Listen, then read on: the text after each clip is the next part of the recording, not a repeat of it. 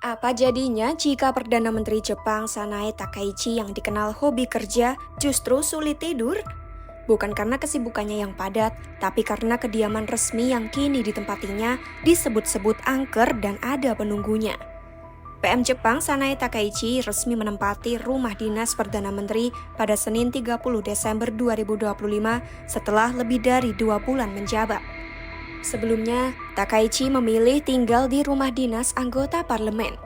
Keputusan ini menuai kritik karena jarak tempuh ke kantornya mencapai sekitar 35 menit dan dinilai tidak ideal, terutama setelah gempa melanda Jepang pada awal Desember 2025. Di lain sisi, kediaman tersebut punya catatan kelam di balik kemegahannya.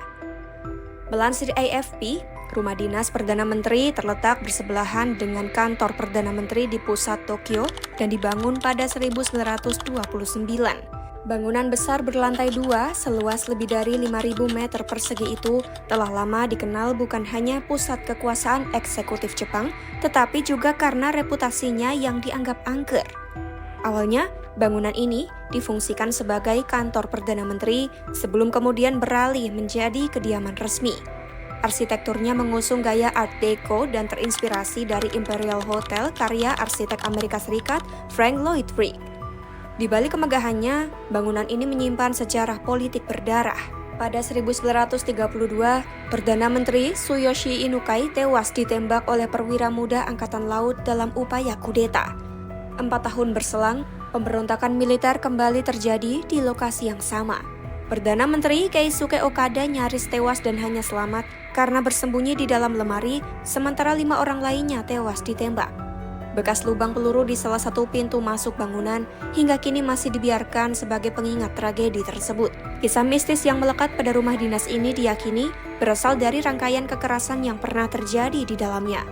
Sebagian masyarakat percaya arwah para pelaku dan korban kudeta masih berkeliaran di lorong-lorong bangunan.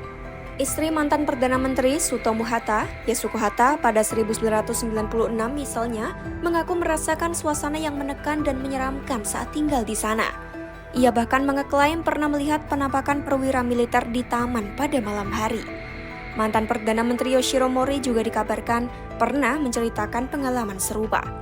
Meski demikian, pemerintah Jepang berulang kali membantah rumor tersebut.